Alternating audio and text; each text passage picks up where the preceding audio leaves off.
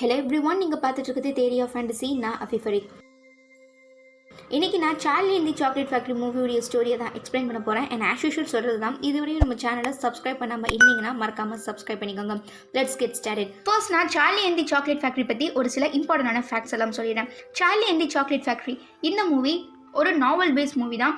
1964 British ஆத்தரான ரால் delve அப்படிங்கிறவங்க தான் இந்த நாவல் எழுதியிருக்காங்க. இந்த ரால் டெல்ஃபை நம்ம 10 ஜே.கே. ரவுலிங்ஸ்க்கு சமம் அப்படின்னு கூட சொல்லலாம். பிகாஸ் அந்த காலகட்டங்களில் ஃபேண்டசி பேஸ்ட் நாவல் எழுதுறதுல ரால் டெல்ஃபை அடிச்சுக்க ஆளே கிடையாது. Charlie and the chocolate factory அப்படிங்கிற நாவல் 1964 கிட்டத்தட்ட 250 மில்லியன் காப்பீஸ் சேல்ஸ் ஆகியிருக்கு.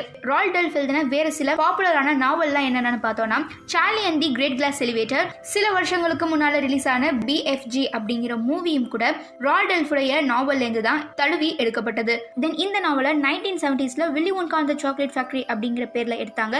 அண்ட் இன்னைக்கு நாம பார்க்க போகிற மூவி எக்ஸ்பிளனேஷன் 2005 ஜானி டெப் நடித்த மூவியோட explanation. Charlie and the chocolate factory இந்த மூவி வில்லி ஒன்கா அப்படிங்கிற குட்டி பையன் கிட்ட இருந்து தான் ஸ்டார்ட் ஆகுது. வில்லி ஒன்காவுடைய அப்பாவான வில்பர் ஒன்கா ஒரு டென்டிஸ்ட். ஸோ சின்ன வயசுல இருந்தே அவருடைய பையனை சாக்லேட் சாப்பிட விடாம தடுத்துட்டே இருக்காரு. ஈவன் ஹாலோவின் டேஸ்ல வில்லி ஒன்கா கிடைக்கிற ஃப்ரீ சாக்லேட்ஸை கூட சாப்பிட விடாம அந்த எல்லா சாக்லேட்ஸையுமே சிம்னில போட்டு எரிச்சிடுவாரு. அண்ட் இதை விட இன்னொரு கொடுமையான விஷயம் என்னன்னா, வில்லி ஒன்காவுடைய பற்களை பாதுகாக்கிறங்கிற பேர்ல வில்பர் ஒன்கா வில்லி ஒன்காவுடைய பற்களை சுத்தி கம்பியாலேயே ஒரு பில்டிங் கட்டி வச்சுப்பாருன்னு பாத்துக்கோங்களேன். ஸோ மற்ற பசங்க மாதிரி நார்மலா இருக்க முடியாம கஷ்டப்படுற வில்லி ஒன்கா ஒரு முடிவு எடுக்கிறாரு. எப்படியாவது அவர் அப்பாவுக்கு தெரியாம சாக்லேட் சாப்பிட்டே ஆகணும் அப்படிங்கிறது தான். தென் நம்ம வில்லியும் அவங்க அப்பாவுக்கு தெரியாம சாக்லேட்ஸையும் சாப்பிடுறாரு. தன்னுடைய லைஃப் டைம்லயே ஃபர்ஸ்ட் டைமா சாக்லேட்டை டேஸ்ட் பண்ண வில்லி ஒன்கா அந்த சாக்லேட்டுடைய டேஸ்ட்லையும் ஃப்ளேவர்லையும் மயங்கி ஒரு பெரிய டிசிஷன் எடுக்கிறாரு. அவர் எடுக்கிற அந்த டிசிஷன் தான் அவருடைய டோட்டல் லைஃபையே மாத்துச்சுன்னு கூட சொல்லலாம். அது என்ன டிசிஷன் பார்த்தோம்னா, தன் ஃபியூச்சர்ல ஒரு பெரிய சாக்லேட் ஃபேக்டரியை கட்டணும். அந்த சாக்லேட் ஃபேக்டரியில இதுவரையும் யாரும் செய்யாத ரொம்ப டிஃப்ரெண்டான ஃப்ளேவர்ஸ்லாம் சாக்லேட்ஸை உருவாக்கி உலகம் ஃபுல்லா டிஸ்ட்ரிபியூட் பண்ணணும். அண்ட் இந்த உலகமே பார்த்து வியக்கிற அளவு ஒரு பெரிய சாக்லேட் மேக்கரா ஆகணும் அப்படிங்கிறது தான் தன்னுடைய ஆசையை தன்னுடைய அப்பாவான வில்பர் ஒன்கா கிட்ட வில்லி சொல்றாங்க. டென்டிஸ்டான வில்பர் ஒன்கா தன்னுடைய பையன் ஒரு டென்டிஸ்ட் ஆலைனாலும் பரவாயில்ல, பட் பற்களை கெடுக்கிற சாக்லேட் மேக்கரா மட்டும் ஆகக்கூடாது அப்படிங்கிற மாதிரி ரொம்பவே ஸ்ட்ரிக்டா சொல்லிடுறாங்க. பட் அதெல்லாம் கேட்காத வில்லி ஒன்கா சாக்லேட் மேல இருந்த லவ்னால எனக்கு பிடிச்சதுதான் நான் செய்ய முடியும் அப்படின்னு சொல்லி ரொம்ப சின்ன வயசுலயே வீட்டை விட்டு வெளியில வந்துடுறாரு. வீட்டை விட்டு வெளியில வந்த வில்லி ஒன்கா தன்னுடைய பேஷனையே தன்னுடைய பிசினஸாவே மாத்திக்கிறாரு. எப்படின்னா, ஒரு குட்டி ஷாப்பை ரெண்டுக்கு எடுத்து அந்த ஷாப்ல தான் அவருடைய டிஃப்ரெண்டான ஐடியா, அதாவது சாக்லேட்ஸ் எல்லாம் மேக் பண்றாரு. தென் அவர் எதிர்பார்த்த மாதிரியே அந்த எல்லா சாக்லேட்ஸுமே பயங்கரமா சேல்ஸ் ஆக ஆரம்பிக்குது. யூஎஸ்ல இருக்கிற பல கண்ட்ரீஸ்ல இருந்து அந்த சாக்லேட்ஸுக்கான ஆஃபர் வந்துட்டு இருக்கு. வில்லி ஒன்காவுடைய சாக்லேட்ஸ் உடைய ஃபிளேவர்ஸுக்கும் அவருடைய அந்த இன்னோவேட்டிவ் திங்கிங்காகவும் அவருக்கு ஒரு பெரிய ஃபேன் ஃபாலோயிங்கே கிடைக்குது.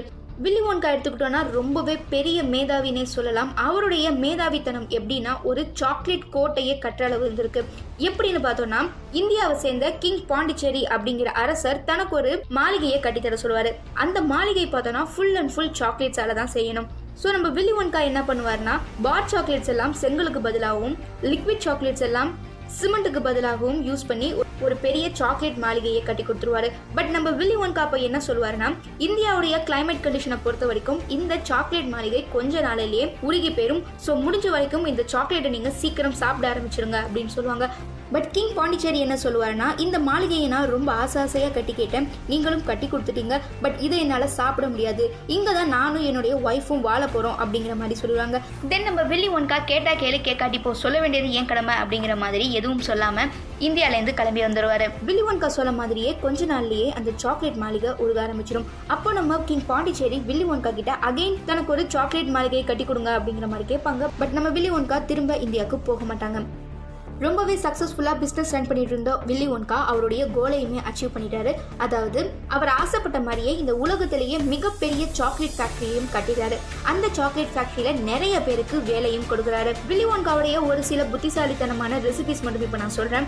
ஃப்ரீசர்லேருந்து எடுத்து எவ்வளவு ஹீட்ல காட்டினாலும் உருகாத ஐஸ்கிரீம், அண்ட் நம்ம எத்தனை மந்த் சூவ் பண்ணாலும் டேஸ்ட் போகாத சுவிங்கம், அண்ட் ரொம்ப பெரிய பபிள்ஸ் விடுற பபிள் கம். இதெல்லாம் மட்டும் கிடையாது, இதை விட பயங்கரமான நம்மள ஆச்சரியப்படுற வைக்கிற chocolates, bubble gum and candies இதெல்லாம் கூட நம்ம வில்லி ஒன்கா தயாரிச்சிருப்பாரு. கிட்டத்தட்ட நம்ம வில்லி ஒன்கா தான் சாக்லேட் மேக்கிங்ல ஃபர்ஸ்ட் இருப்பாரு. அந்த டைம்ல பொறாம பிடிச்ச மற்ற சாக்லேட் ப்ரொடக்ஷன் கம்பெனிலாம் என்ன பண்ணுவாங்கன்னா, வில்லி ஒன்காவுடைய ஃபேக்டரிக்கு அவங்களுடைய ஸ்பையை வேலைக்கு அனுப்பி வச்சிருவாங்க. தென் வில்லி ஒன்காவுடைய ஃபேக்டரியில லேபர்ஸா ஜாயின் பண்ண ஸ்பைஸ்லாம் வில்லி ஒன்காவுடைய சீக்ரெட் ரெசிபிஸ் எல்லாம் திருடிடுவாங்க. அந்த ரெசிபிஸை எல்லாம் அவங்கள அனுப்பி வச்ச மற்ற சாக்லேட் ஃபேக்டரி ஓனர்ஸ் கிட்ட எல்லாம் கொடுத்துருவாங்க. ஸோ அந்த சாக்லேட் ஃபேக்டரிஸ் ஓனர் எல்லாம் வில்லி ஒன்கா சாக்லேட் மாதிரியே டூப்ளிகேட் எல்லாம் செஞ்சு விற்க ஆரம்பிச்சுவாங்க. அவங்களுடைய பிசினஸும் சக்சஸ்ஃபுல்லா மாறிடும். இருந்தாலும் நம்ம வில்லி ஒன்கா தான் மார்க்கெட்ல ஃபர்ஸ்ட் இருப்பாரு. இருந்தாலும் நம்ம வில்லி ஒன்காக்கு சாட்டிஸ்ஃபைடா இருக்காது. ஸோ தன்னுடைய சாக்லேட் ஃபேக்டரியை டெம்பரவரியா க்ளோஸ் பண்ணிடுறாரு. அதனால நிறைய பேருக்கு வேலை இல்லாமலும் போயிருது. கிட்டத்தட்ட 2 வருஷங்களுக்கு அப்புறம் வில்லி ஒன்கா எந்த ஒரு அனௌன்ஸ்மெண்ட்டுமே இல்லாமல் அவருடைய சாக்லேட் ஃபேக்டரியை ஓப்பன் பண்ணுவார். பட் முன்னால் வேலை பார்த்தவங்க யாருக்குமே அங்கே வேலை கொடுக்க மாட்டார். ஈவன் அந்த சாக்லேட் ஃபேக்டரிக்கு நியூவாக கூட யாருமே வேலைக்கு வர மாட்டாங்க. அந்த சாக்லேட் ஃபேக்டரியில் யார் ஒர்க் பண்ணுறா அப்படிங்கிறது வெளியில் இருக்கவங்களுக்கு யாருக்குமே தெரியாது. அந்த சாக்லேட் ஃபேக்டரியிலேருந்து சாக்லேட்ஸ் மட்டும்தான் வெளியில் வருமே தவிர எந்த ஒரு ஆட்களுமே, அதாவது ஹியூமன் பீயிங்ஸுமே வெளியில் வர மாட்டாங்க. ஸோ இந்த சாக்லேட் ஃபேக்டரி அந்த ஏரியாவிலேயே பயங்கர மர்மம் நிறைஞ்சதாக இருக்கும். தென் ஒரு நாள் நம்ம வில்லி ஒன்கா ஹேர் கட் பண்ணும்போது தான் அவர் தலையில் இருக்கிற ஒரு வெள்ளை முடியை பார்ப்பாரு, அதாவது நிறமுடியை பார்ப்பாரு. அப்போதான் அவர் மனசுல ஒரு கவலை வரும். இவ்வளோ நாம கஷ்டப்பட்டு உருவாக்கின இந்த சாக்லேட் ஃபேக்டரி நமக்கு அப்புறம் யார் இதை பொறுப்பா பார்த்துப்பாங்க அப்படிங்கிறது தான். ஸோ அப்போ நம்ம வில்லி ஒன்கா என்ன பண்றாருன்னா, ஓன்காஸ் சாக்லேட் ஃபேக்டரியுடைய ரொம்ப ஃபேமஸான ஓன்கா பார்ஸ் அப்படிங்கிற ஒரு சாக்லேட்ல 5 கோல்டன் டிக்கெட்ஸை பிளேஸ் பண்றாரு. அதாவது கிட்டத்தட்ட 1 லட்சம் சாக்லேட்ஸ் அந்த ஃபேக்டரியில செஞ்சாங்கன்னா அந்த 1 லட்சம் சாக்லேட்லயுமே டோட்டலா 5 கோல்டன் டிக்கெட்ஸ் மட்டும் தான் வைப்பாங்க. அந்த சாக்லேட்ஸ் உலகத்துல இருக்கிற எந்த மூலைக்கு வேணா போகலாம், அதாவது எந்த கண்ட்ரிக்கு வேணா அந்த சாக்லேட்ஸ் எக்ஸ்போர்ட் பண்ணப்படலாம். அந்த 5 கோல்டன் டிக்கெட்ஸுக்கும் எந்த குழந்தைங்களுக்கு கிடைக்குதோ அந்த 5 குழந்தைங்களுமே வில்லி ஒன்காவுடைய மர்மங்கள் நிறைஞ்ச சாக்லேட் ஃபேக்டரிக்கு ஒரு நாள் ட்ரிப்புக்கு வருவாங்க. ஒருவேளை மற்ற கண்ட்ரீஸ்ல இருக்கிற சில்ட்ரன்ஸுக்கு அந்த டிக்கெட் கிடைச்சிச்சுன்னா அவங்க வந்து போற செலவை கூட வில்லி ஒன்காவை ஏத்துக்கிறேன் அப்படிங்கிற மாதிரி தான் சொல்லியிருப்பாரு. தென் சாக்லேட் ஃபேக்டரிக்கு விசிட் வர குழந்தைங்க கூட அவங்க பேரண்ட்ஸோ இல்ல கார்டியன்ஸோ யாராவது ஒருத்தர் வரலாம் அப்படிங்கிற மாதிரி சொல்லியிருப்பாங்க. அண்ட் விசிட்டுக்கு வர 5 குழந்தைங்கள்ல இருந்து வின் பண்ற ஒரு குழந்தைக்கு அவங்க வாழ்நாள்லயே எதிர்பார்க்காத மாதிரி ஒரு பிரைஸ் கொடுப்பேன் அப்படின்பாரு. அண்ட் வர 5 குழந்தைங்களுமே திரும்ப அவங்க வீட்டுக்கு போகும்போது ஒரு ட்ரக் நிறைய வில்லி ஒன்காவுடைய வெரைட்டிஸ் ஆஃப் சாக்லேட்ஸ் எல்லாம் இருக்கும் இல்லையா, அது எல்லாத்தையும் வீட்டுக்கு அனுப்பி வைப்பேன் அப்படிங்கிற மாதிரி சொல்லுவாங்க. தென் உலகம் முழுக்க இந்த கான்டெஸ்ட் செம்ம வைரலா ஆரம்பிச்சிடும். வில்லி ஒன்காவுடைய ஃபர்ஸ்ட் கோல்டன் டிக்கெட் ஜெர்மனியை சேர்ந்த அகஸ்டஸ் லூப் அப்படிங்கிற பையனுக்கு தான் கிடைக்கும். இந்த பையனை பத்தி சொல்லணும்னா 24 ஹார்ஸுமே சாப்பிட்டுட்டு தான் இருப்பான். ஈவன் அந்த பையன் சாப்பிட்ட ஓன்கா பார்ஸ்ல கோல்டன் டிக்கெட் இருக்கு அப்படிங்கிற விஷயம் தெரியாம கூட அந்த பையன் அந்த கோல்டன் டிக்கெட்டையே கடிச்சு சாப்பிட்டுருவானா பாத்துக்காங்களேன். அந்த அளவுக்கு இவன் ஒரு சாப்பாட்டுராமன். செகண்ட் பார்த்தோம்னா இங்கிலாந்து சேர்ந்த ப்ரூக் அசால்ட். இந்த பொண்ணு பார்த்தோம்னா பயங்கரமான ரிச் ஃபேமிலியை சேர்ந்தவங்க. இந்த பொண்ணுக்கு எப்படி கோல்டன் டிக்கெட் கிடைச்சிச்சு அப்படிங்கறத கேட்டா எல்லாருக்கும் கொஞ்சம் கோபம் தான் வரும். பிகாஸ் இந்த பொண்ணோட அப்பா நெட் பிஸ்னஸ் பண்ணிட்டு இருப்பாரு. எரிக் அசால்ட் தனக்கு கோல்டன் டிக்கெட் கண்டிப்பா வேணும் அப்படிங்கிற மாதிரி பயங்கரமா ஆர்டர் பண்ணுவாங்க. ஸோ அவங்க அப்பா என்ன பண்ணுவாங்கன்னா, அந்த நாட்டில் வந்த எல்லா ஓன்கா பார்ஸையும் வாங்கி அவங்க நட் ஃபேக்டரியில ஒர்க் பண்ற லேபர்ஸ் கிட்ட நட்ஸை உரிக்கிறத விட்டுட்டு இந்த சாக்லேட் ரேப்பரை உரிச்சு இதுல இருக்கிற கோல்டன் டிக்கெட்டை எனக்கு எடுத்து கொடுங்க அப்படிங்கிற மாதிரி கேட்டிருப்பாங்க. ஸோ அந்த கம்பெனில வேலை பார்க்குற லேபர்ஸ் 3 நாள் தூங்காம அந்த சாக்லேட்ஸ் எல்லாம் பிடிச்சு கடைசியில ஒரு வழியா அந்த கோல்டன் டிக்கெட்டையும் எடுத்துருவாங்க. தென் தேர்ட் பார்த்தோம்னா ஜார்ஜியாவை சேர்ந்த வைலட் புகார்டு. இந்த பொண்ணு எடுத்துக்கிட்டோம்னா இந்த பொண்ணு பயங்கர டேலண்டான பொண்ணு தான். பட் ரொம்பவே திமிரு பிடிச்ச பொண்ணு. எந்த ஒரு போட்டி வந்தாலும் தான் மட்டும்தான் வின் பண்ணணும் அப்படிங்கிற மாதிரி மென்டாலிட்டி கொண்ட பொண்ணு. தென் ஃபோர்த் கோல்டன் டிக்கெட் பார்த்தோம்னா டென்வரில் இருக்கிற மைக் டிவி அப்படிங்கிற பையனுக்கு கிடைச்சிருக்கும். ஆக்சுவலாக இந்த பையனுக்கு கோல்டன் டிக்கெட் கிடைச்சது அதிர்ஷ்டமா இல்லை விதியா அப்படிங்கிறதே தெரியல. பிகாஸ் இந்த பையனுக்கு சாக்லேட் சாப்பிட்றதுங்கிறது அவ்வளவா பிடிக்காது. இந்த பையனை எடுத்துக்கிட்டோம்னா டோட்டலாக ஒரு டிவி பைத்தியம், அதாவது வீடியோ கேம், மொபைல் இந்த மாதிரியான விஷயங்கள்ல ரொம்ப ஈடுபாடாக இருக்கிற பையன். மற்ற பசங்களை மாதிரி விளையாடுறதோ இல்லை சாக்லேட் சாப்பிட்றதோ இந்த மாதிரி இருக்க மாட்டான். ரொம்ப அளவுக்கு அதிகமாக பேசுவான். And last and final golden ticket, அதாவது 5th கோல்டன் டிக்கெட் பார்த்தோம்னா சார்லி அப்படிங்கிற பையனுக்கு தான் கிடைக்கும். ஆக்சுவலாக சார்லி தான் இந்த மூவியுடைய செகண்ட் ஹீரோ. சார்லியுடைய ஃபேமிலியை பற்றி நம்ம கண்டிப்பாக சொல்லி ஆகணும். சார்லியுடைய ஃபேமிலி ரொம்பவே புவரான ஃபேமிலி தான். அவங்க ஃபேமிலியில் டோட்டலாக 4 கிராண்ட் பேரண்ட்ஸ், சார்லியுடைய அம்மா அப்பா அண்ட் சார்லி டோட்டலாக 7 மெம்பர்ஸ் இருப்பாங்க. பட் அவங்க ஃபேமிலியில் வேலைக்கு போகிறதுன்னு பார்த்தா சார்லியுடைய அப்பா மிஸ்டர் பக்கெட் மட்டும்தான். அதாவது அவர் ஒருத்தர் சேலரியில தான் அந்த குடும்பத்தில் இருக்கிற 7 பேருமே சாப்பிட்றாங்க. அண்ட் சார்லியுடைய கிராண்ட்பாவான ஜோ பார்த்தோம்னா அவரு வில்லி ஒன்காவுடைய சாக்லேட் ஃபேக்டரியில தான் ஒர்க் பண்ணிருப்பாரு. அண்ட் ஒரு சில இஷ்யூஸ்னால வில்லி ஒன்கா அவருடைய ஃபேக்டரியில வேலை பார்த்தவங்க எல்லாரையுமே வீட்டுக்கு அனுப்பி விட்டுருவாரு. பட் கிராண்ட்பா ஜோக்கு எப்படியாவது இறந்து போறதுக்குள்ள அகைன் ஒரு தடவை வில்லி ஒன்காவுடைய சாக்லேட் ஃபேக்டரிக்கு போயே ஆகணும் அப்படிங்கிற மாதிரி இயக்கத்தோடய இருப்பாரு. அது மட்டும் இல்லாம சின்ன வயசுல இருந்தே சார்லி கிட்ட வில்லி ஒன்காவுடைய சாக்லேட் ஃபேக்டரி இப்படி இருக்கும் அப்படி இருக்கும் அப்படின்னு சொல்லி அவன் மனசுலயும் ஆசையை வளர்த்து வச்சிருவாரு. ஸோ நம்ம சார்லியும் கோல்டன் டிக்கெட் கிடைக்கணும் அப்படின்னு ரொம்பவே ப்ரேயர் பண்ணிட்டு இருப்பாரு. ஒரு நாள் சார்லியுடைய பர்த்டே வரும். அப்ப அவங்க அம்மா அப்பா சார்லிக்கு ஒரு ஓன்கா பார்ஸ் வாங்கிட்டு வந்து கொடுப்பாங்க. எல்லாருமே அதுல சாக்லேட் இருக்கணும் அப்படின்னு ப்ரே பண்ணுவாங்க. பட் பிரிச்சு பார்த்தா அதுல சாக்லேட் இருக்காது. டோட்டல் ஃபேமிலியுமே கொஞ்சம் டிசப்பாயின்மெண்ட் ஆயிடுவாங்க. தென் செகண்ட் டைம் பார்த்தோம்னா கிராண்ட்பா ஜோ அவர் சேர்த்து வச்சிருந்த பணத்தை கொஞ்சம் சார்லி கிட்ட கொடுத்து இதுல நீ ஓன்கா பார்ஸ் வாங்கிப்பாரு, நீ அதிர்ஷ்டம் நிறைஞ்ச பையன், ஸோ உனக்கு கண்டிப்பா கோல்டன் டிக்கெட் கிடைக்கும் அப்படிங்கிற மாதிரி சொல்றாங்க. ஸோ பல கனவுகளோட சார்லி ஓடி போய் ஓன்கா பார்ஸையும் வாங்கிட்டு வந்துடுறாரு. பட் அதை பிரிச்சு பார்க்கும்போது தான் தெரியுது அதுலயுமே கோல்டன் டிக்கெட் இல்ல. மனசு உடைஞ்சு போன சார்லி ரொம்ப ஏக்கமா வில்லி ஒன்காவுடைய சாக்லேட் ஃபேக்டரியை பார்த்துட்டு போறாரு. அப்பதான் அவருக்கு கீழே ஒரு $10 கிடைக்குது. அந்த பணத்தை எடுத்துக்கிட்டு குடுகுடு நோடி பக்கத்துல இருக்கிற ஒரு சாக்லேட் ஷாப்ல ஓன்கா பார்ஸ் வாங்குவாரு. தென் அந்த ஷாப்லயே அந்த ஓன்கா பார்ஸையும் பிரிச்சு பார்ப்பாரு. அங்கதான் அவருக்கு பயங்கர சர்ப்ரைஸான விஷயம் இருக்கும். அதாவது அந்த ஓன்கா பார்ஸ்ல தான் அந்த 5th கோல்டன் டிக்கெட் இருக்கும். சார்லிக்கு தான் அந்த 5th கோல்டன் டிக்கெட் கிடைச்சிருக்கு அப்படின்னு தெரிஞ்சுக்கிட்ட அந்த ஷாப்ல இருக்கிற மற்ற கஸ்டமர்ஸ் எல்லாமே சார்லி கிட்ட உனக்கு நான் இந்த டிக்கெட்டுக்காக $500 தரேன், $5000 தரேன், இந்த டிக்கெட்டை எனக்கு கொடுத்துரு அப்படிங்கிற மாதிரி டீல் பேசுறாங்க. பட் அந்த ஷாப்ல இருந்த ஓனர் என்ன சொல்றாருன்னா சார்லி கிட்ட அதிர்ஷ்டங்கிறது எல்லாருக்குமே கிடைக்காது, உனக்கு கிடைச்சிருக்கு, பணத்துக்கு ஆசைப்பட்டு இந்த டிக்கெட்டை நீ கொடுத்துட்டீங்கன்னா இந்த வாய்ப்பு உனக்கு திரும்ப கண்டிப்பா கிடைக்காது. ஸோ இந்த டிக்கெட் எடுத்துட்டு யார் கண்ணிலையும் படாம உன் வீட்டுக்கு நேராக ஓடி போயிரு அப்படிங்கிற மாதிரி சொல்றாங்க. ஸோ நம்ம சார்லியும் அந்த டிக்கெட் எடுத்துட்டு வேகமா அவங்க வீட்டுக்கு வராங்க. வீட்டில் வந்து தனக்கு டிக்கெட் கிடைச்சிருச்சு அப்படிங்கிற விஷயத்தையும் ரொம்ப சந்தோஷத்தோட சொல்றாங்க. யார் சந்தோஷப்பட்டாங்களோ இல்லையோ சார்லியுடைய கிராண்ட்பாவான ஜோ தான் ரொம்பவே சந்தோஷப்பட்டு டான்ஸ்லாம் ஆடுவாரு. தென் சார்லி கூட யார் அந்த ஃபேக்டரிக்கு போகலாம் அப்படின்னு டிசைட் எடுக்கும்போது தான் சார்லி சொல்லுவாரு, நான் அந்த சாக்லேட் ஃபேக்டரிக்கு போகல, வெளியில இந்த டிக்கெட்டுக்கு நல்ல ரேட் கிடைக்குது. ஸோ இப்போ நம்ம ரொம்ப கஷ்டமான நிலைமையில இருக்கோம், நம்ம ஃபேமிலிக்கு பணம் தான் தேவை, எனக்கு சாக்லேட் ஃபேக்டரிக்கு போகணும் அப்படின்னு தோணலை, ஸோ இதை நம்ம யார்கிட்டயாவது கொடுத்து பணமாக வாங்கிக்கலாம் அப்படின்னு சொல்கிறாங்க. அப்போ தான் சார்லியுடைய இன்னொரு கிராண்ட்பாவான ஜார்ஜ், நம்ம வாழ்க்கையில் பணம் அப்படிங்கிறது எப்போ வேணால் கிடைக்கும், அந்த பணம் யாருக்கு வேணாலும் கிடைக்கும், ஆனால் இந்த மாதிரி அதிர்ஷ்டம் ஒரு சிலருக்கு மட்டும்தான் கிடைக்கும், அது உனக்கு கிடைச்சிருக்கு, நீ அதிர்ஷ்டம் நிறைஞ்ச பையன், ஸோ இந்த ட்ரிப்புக்கு நீ கண்டிப்பாக போயிட்டு வா அப்படிங்கிற மாதிரி ஹோப் கொடுக்குறாங்க. ஸோ நம்ம சார்லி கூட கிராண்ட்பா ஜோ வில்லி ஒன்காவுடைய சாக்லேட் ஃபேக்டரிக்கு போகிறாங்க. தென் கோல்டன் டிக்கெட் வின்னர்ஸ் 5 பேருமே வில்லி ஒன்காவுடைய சாக்லேட் ஃபேக்டரிக்கு போறாங்க. கெஸ்ட் எல்லாம் வெல்கம் பண்றதுக்காக ஃபேக்டரியுடைய என்ட்ரன்ஸ்ல நம்ம வில்லி ஒன்கா ஒரு சாக்லேட் பப்பட் ஷோ நடத்துவாரு. பட் அந்த பப்பட் ஷோ சொதப்பல்ல முடிஞ்சிடும். அதுவரையும் அந்த மூவில வில்லி ஒன்கா அப்படிங்கிற கேரக்டர் யாரு அப்படிங்கிறத காட்ட மாட்டாங்க. அதுக்கப்புறம் தான், அதாவது 5 பேரும் சாக்லேட் ஃபேக்டரிக்கு போனதுக்கு அப்புறம் தான் யார் அந்த வில்லி ஒன்கா அப்படிங்கிற சஸ்பென்ஸை வைப்பாங்க. யாருன்னு பார்த்தோம்னா நம்ம எல்லாருக்குமே ரொம்ப பிடிச்ச ஜானி டெப் தான். ஆக்சுவலாக ஜானி டெப் இந்த மூவில வேற லெவல் ஆக்டிங் தான் சொல்லியிருக்கணும். அதே மாதிரி அவருடைய லுக்கும் பார்த்தோம்னா ரொம்ப வித்தியாசமா இருப்பாரு, செம்ம கியூட்டா இருப்பாரு. இந்த மூவில ஜானி டெப்புடைய மெயின் அட்ராக்ஷன் பார்த்தோம்னா அவருடைய டீத்தும் அவருடைய ஹேர் ஸ்டைலும் தான் ரொம்ப யூனிக்கா இருக்கும். 5 கண்டஸ்டன்ஸும் உள்ள போனதுக்கு அப்புறம் தான் அந்த சாக்லேட் ஃபேக்டரியுடைய மர்மம் என்னன்னு தெரிய வரும். அதாவது அந்த சாக்லேட் ஃபேக்டரிக்குள்ள என்னென்னலாம் நடக்குது அப்படிங்கிறது மக்களுக்கு புரிய வரும். வில்லி ஒன்கா அவருடைய சாக்லேட் ஃபேக்டரியை டெம்பரவரியா க்ளோஸ் பண்ணிருப்பாரு அப்படின்னு சொன்னேன் இல்லையா, அந்த டைம்ல அவரு ஓப்பா லூப்பஸ் அப்படிங்கிற ஒரு கிரியேச்சரை கண்டுபிடிச்சிருப்பாரு.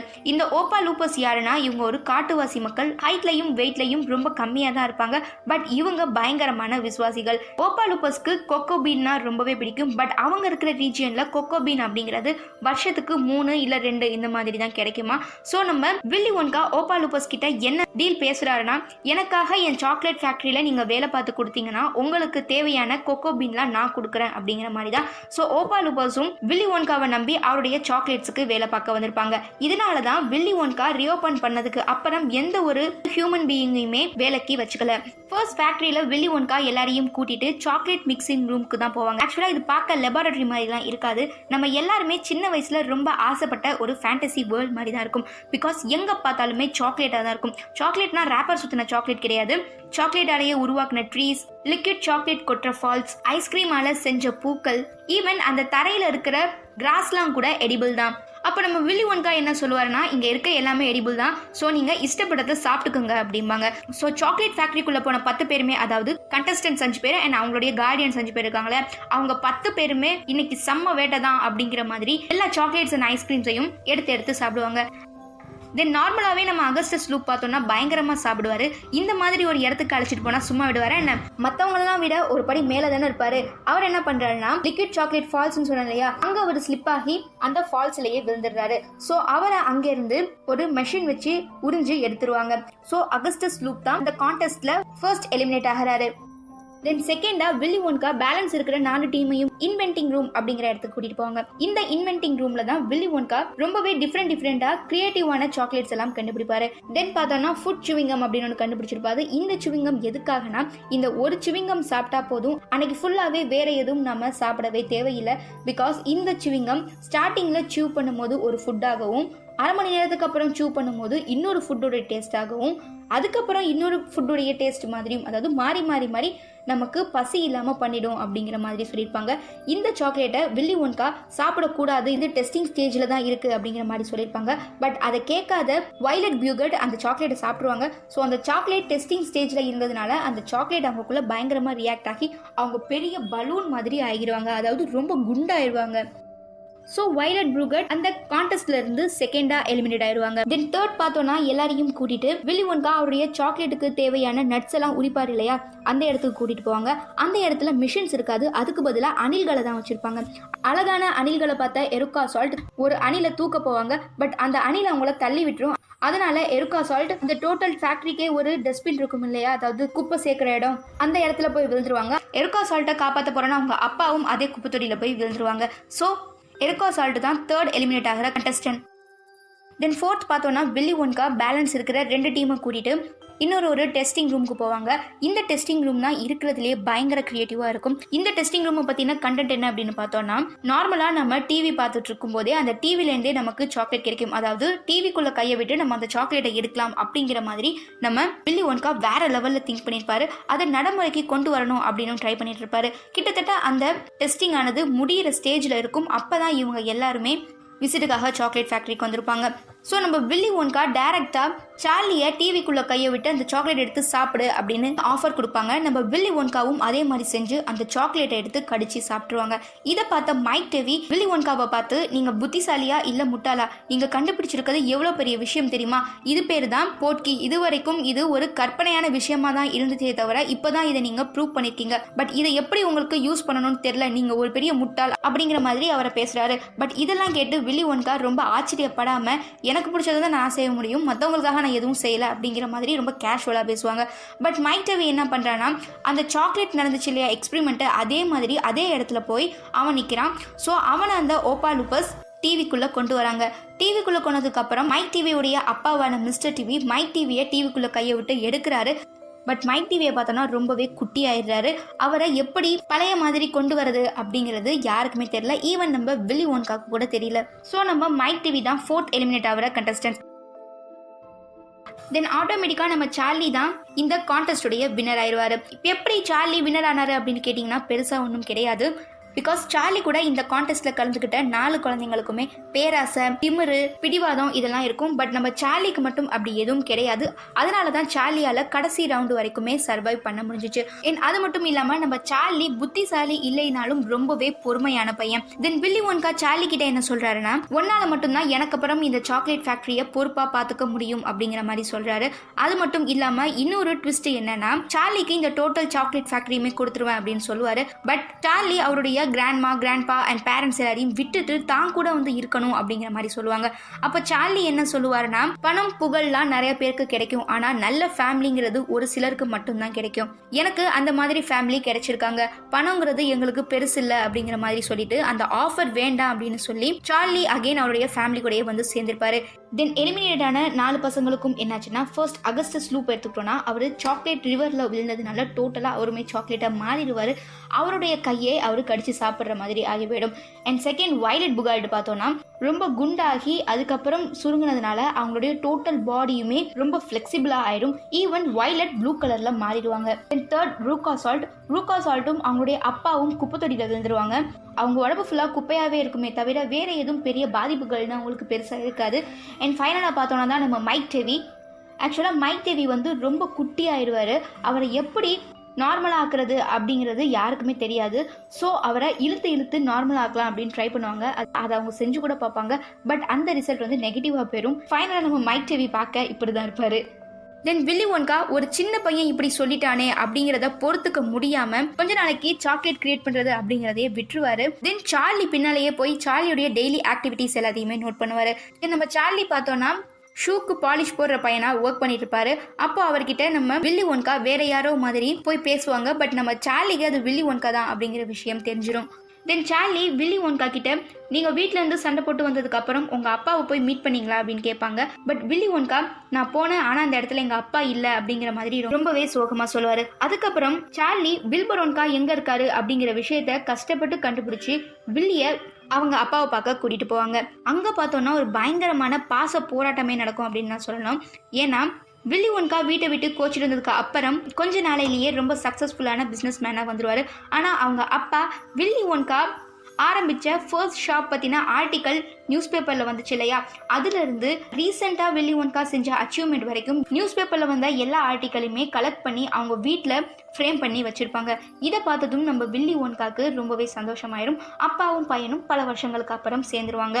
அண்ட் இன்னொரு ஸ்வீட்டான விஷயம் என்னன்னா, சார்லியும் அவருடைய ஃபேமிலியில் இருக்கிற மீதி 6 பேரும் வில்லி ஒன்கா கூடயே அந்த சாக்லேட் ஃபேக்ட்ரியிலேயே செட்டில் ஆயிடுவாங்க. வில்லி ஒன்காக்கும் குடும்பம் கிடைச்சிருச்சு, சார்லிக்கும் அந்த சாக்லேட் ஃபேக்ட்ரி கிடைச்சிருச்சு. இதுதான் Charlie and the chocolate factory மூவியோடைய ஸ்வீட்டான எண்டிங். தென் இந்த மூவியை பொறுத்த வரைக்கும் எனக்கு ரொம்ப பிடிச்ச விஷயம்னா இந்த மூவியோடைய கேஸ்டிங் தான். நிஜமாவே ரொம்ப நல்லா பண்ணியிருப்பாங்க. ஒருத்தரும் அவங்கவுங்க கேரக்டரை சூப்பராக நடிச்சிருப்பாங்கன்னு தான் சொல்லணும். தென் சாக்லேட்ஸ் அப்படி எல்லா வயசில் உள்ளவங்களுக்கும் ரொம்ப பிடிக்குதோ அதே மாதிரி தான் இந்த மூவியும் எல்லா வயசில் உள்ளவங்களும் பார்க்கலாம், எல்லாருக்குமே ரொம்ப பிடிக்கும். அவ்வளவுதான், இந்த மூவியோடைய எக்ஸ்பிளனேஷன் இதோட முடிஞ்சுது. இந்த வீடியோ உங்கள் எல்லாருக்குமே பிடிச்சிருக்கும் அப்படின்னு நம்புறேன். பிடிச்சிருந்தா லைக் பண்ணுங்க. அண்ட் இந்த வீடியோவை மறக்காம உங்கள் ஃப்ரெண்ட்ஸ் கூட ஷேர் பண்ணுங்க. அண்ட் மறக்காம வீடியோ எப்படி இருந்தது அண்ட் நெக்ஸ்ட் என்ன மூவியோடைய எக்ஸ்பிளனேஷன் சொல்லலாம் அப்படிங்கிறத மறக்காம கமெண்ட்ல மென்ஷன் பண்ணிடுங்க. நெக்ஸ்ட் டைம் இதே மாதிரி இன்னொரு இன்ட்ரெஸ்டிங்கான டாபிக்கோட நான் உங்களை மீட் பண்ணுறேன். Until then it's bye from அஃபி.